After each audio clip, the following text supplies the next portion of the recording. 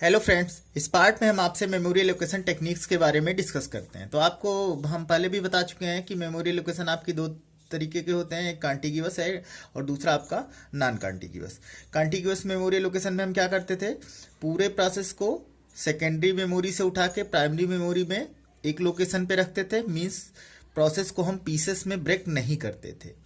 जबकि non contiguous में क्या करते थे कि प्रोसेस को पीसेस में ब्रेक कर देते हैं और कोई पीस आपका किसी प्राइमरी मेमोरी के अदर लोकेशन पे और बाकी का पार्ट आपका अदर लोकेशन में हो सकता है। दिमाग में रखने के लिए आप ऐसे समझ सकते हैं कि आपका एरे क्या होता है कॉन्टिग्यूअस मेमोरी लोकेशन। तो एरे के सारे एलिमेंट क्या होते हैं, सीक्वेंस में एक साथ मेमोरी के एक लोकेशन में रखते हैं। जबकि लिंक लिस्ट आपका नॉन कॉन्टिग्यूअस वे में डेटा को स्टोर करता है। मीन्स उसके जो एलिमेंट होते हैं वो अलग अलग लोकेशन पे हो सकते हैं। मैनेजमेंट हमारा किसका ईजियर होता था, कॉन्टिग्यूअस या नॉन कॉन्टिग्यूअस का? तो हमें पता है कि जब सारा एलिमेंट एक लोकेशन पे होगा, एक एड्रेस स्पेस में होगा, साथ साथ होगा, तो उसे मैनेज करना क्या होगा, ईजियर होगा। जबकि जब हम स्कैटर्ड वे में डेटा को अलग अलग लोकेशन पे रखते हैं तो वहाँ पे मैनेजमेंट हमारा क्या हो जाता है, डिफिकल्ट हो जाता है। मीन्स कॉन्टिग्यूअस मेमोरी लोकेशन में मैनेजमेंट हमारा ईजियर होता था, जबकि नॉन कॉन्टिग्यूअस मेमोरी लोकेशन में हमारा मैनेजमेंट डिफिकल्ट होता था। एक्सेसिंग एरे में डेटा को एक्सेस करना इजी होता है, लिंक लिस्ट में हमारा टाइम अधिक लगता है, मोर कॉम्प्लेक्स होता है। मीन्स कॉन्टिग्यूअस मेमोरी एलोकेशन वे में अगर हम प्रोसेस को प्राइमरी मेमोरी में रख रहे हैं तो इंस्ट्रक्शन या डेटा को एक्सेस करना हमारा इजियर होगा, जबकि नॉन कॉन्टिग्यूअस में डिफिकल्ट होगा। मीन्स एक्सेसिंग यहाँ पे फास्ट होगी और मैनेजमेंट भी इसका इजियर होगा। लेकिन फिर भी हम नॉन कॉन्टिग्यूअस मेमोरी एलोकेशन का यूज क्यों कर रहे हैं, क्योंकि हम पढ़ चुके हैं कि कॉन्टिग्यूअस मेमोरी एलोकेशन में हमारे फ्रेगमेंटेशन के चांसेज होते थे, इंटरनल या एक्सटर्नल फ्रेगमेंटेशन के हमारे चांसेज होते थे। इसलिए हम क्या करते थे, और फ्रेगमेंटेशन हम डिस्कस कर चुके हैं। फ्रेगमेंटेशन आपका क्या होता था, एक तरह का मेमोरी वेस्टेज होता था।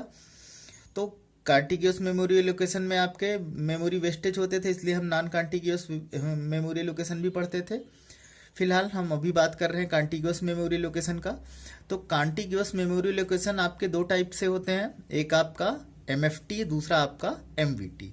MFT means multi programming with fix number of task and MVT means multi programming with variable number of task. और नॉन कॉन्टिग्यूअस आपका काफ़ी इंपॉर्टेंट पार्ट है, इसमें आपके पेजिंग, सेगमेंटेशन, डिमांड पेजिंग, इस तरह के अप्रोचेज आप पढ़ते हैं। तो सबसे पहले कुछ एग्जाम्पल के थ्रू हम समझते हैं एमएफटी क्या होता था और इसमें क्या प्रॉब्लम्स थी जो हमें एमवीटी की रिक्वायरमेंट पड़ी।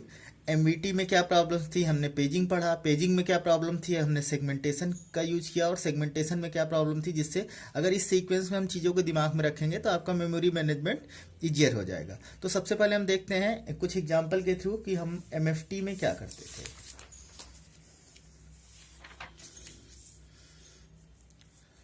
एमएफटी अप्रोच सिंपल होता था, multi programming with fix number of task. कहने का क्या मतलब होता था कि अभी अगर आप अपने हार्ड डिस्क को क्या करते हैं, जब उसमें ओएस इंस्टॉल करते हैं तो अपने हार्ड डिस्क को क्या करते हैं, फिक्स नंबर ऑफ ब्लॉक्स में डिवाइड कर देते हैं। सेम काम हम यहाँ पे करते थे। यहाँ पे हम प्राइमरी मेमोरी को क्या करते थे, फिक्स नंबर ऑफ ब्लॉक में डिवाइड कर देते थे। फिक्स नंबर ऑफ ब्लॉक में डिवाइड कर रहे हैं तो जरूरी नहीं कि सबके साइज सेम हो। अगर हम अपने हार्ड डिस्क की बात करें तो हम 4 ड्राइव 5 ड्राइव जरूर बना देते हैं अपने हार्ड डिस्क में, लेकिन सबके साइज सेम तो होते नहीं। पता चलता है जिसमें हमें ज़्यादा रखना उस ड्राइव की साइज हम क्या कर देते हैं बड़ी, और जिस ड्राइव में हमें कम डेटा रखना उसकी साइज हम क्या कर देते हैं छोटी। लेकिन हाँ, एक चीज़ फिक्स होती है कि ओएस इंस्टॉल करते टाइम हम अपने हार्ड डिस्क को फिक्स नंबर ऑफ ब्लॉक्स में डिवाइड कर देते हैं या फिक्स साइज के पार्टीशनिंग में डिवाइड कर देते हैं, जिसको हम ड्यूरिंग प्रोसेसिंग कभी अपना चेंज नहीं करते जब तक कि हम फिर से उस पर कोई नया ओएस ना इंस्टॉल करें। सेम लॉजिक यहाँ भी होती थी। यहाँ पे क्या करते थे, प्राइमरी मेमोरी को फिक्स नंबर ऑफ स्लॉट्स में डिवाइड कर देते थे, सबकी साइज फिक्स रहती थी। और सिचुएशन क्या रहती थी कि एक ब्लॉक में सिर्फ आपका एक ही प्रोसेस एग्जीक्यूट करता था, कभी एक ब्लॉक में आप दो प्रोसेस नहीं यूज कर सकते थे। तो ऐसा अप्रोच हम एमएफटी में यूज करते थे। एक एग्जांपल के थ्रू समझते हैं। जैसे हमारी ये सेकेंडरी मेमोरी है, इसमें कुछ process P1, P2, P3, P4 हैं। P1 की साइज हमने 35 मान रखी है, P2 की 27, P3 की 15 एंड P4 की 7। और ये हमारी प्राइमरी मेमोरी है जिसको हमने 4 पार्ट में 4 ब्लॉक में डिवाइड कर रखा है, 40 size, 30 size, 20 size and 10 size.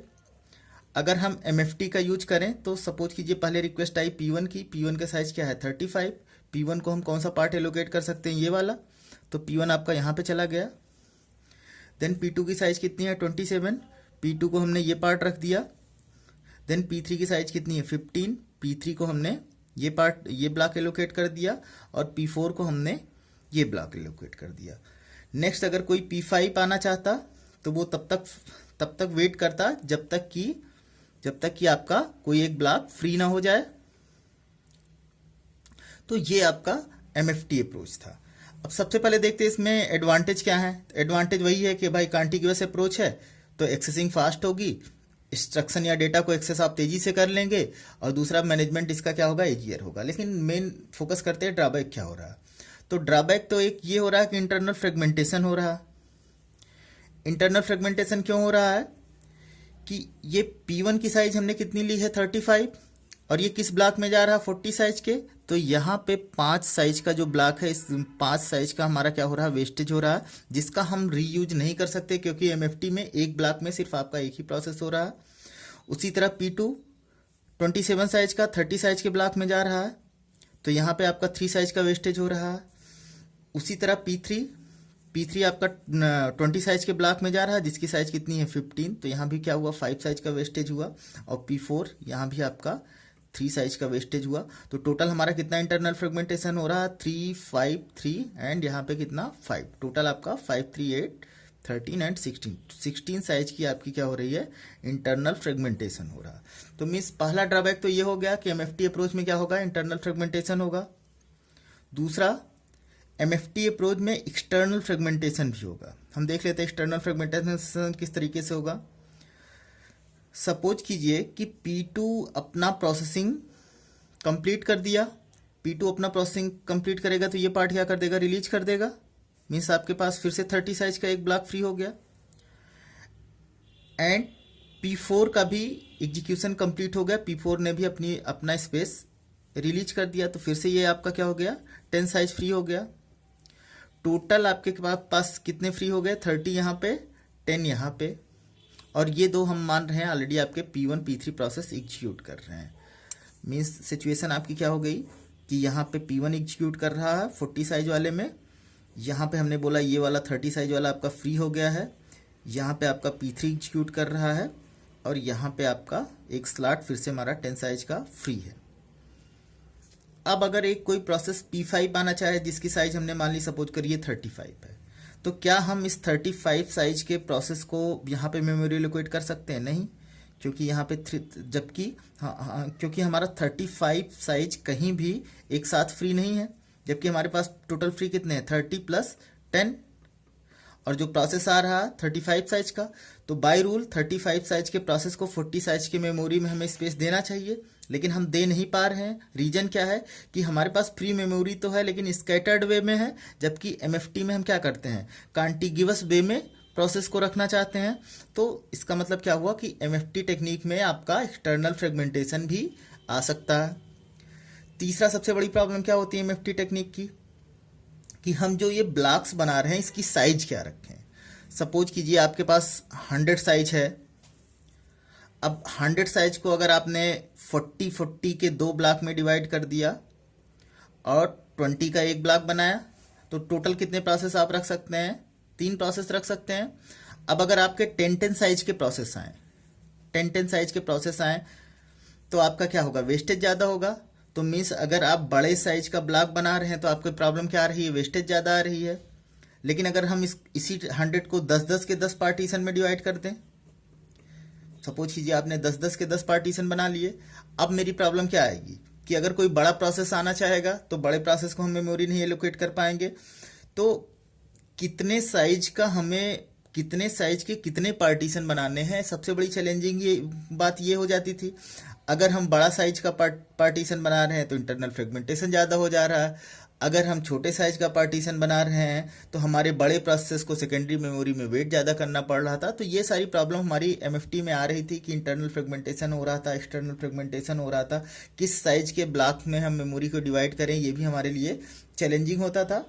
तो इससे थोड़ा सा नेक्स्ट वर्जन हमने स्टार्ट किया जिस MVT। तो हम देखते हैं नेक्स्ट पार्ट में MVT में आप किस तरीके से काम करते थे। Thank you.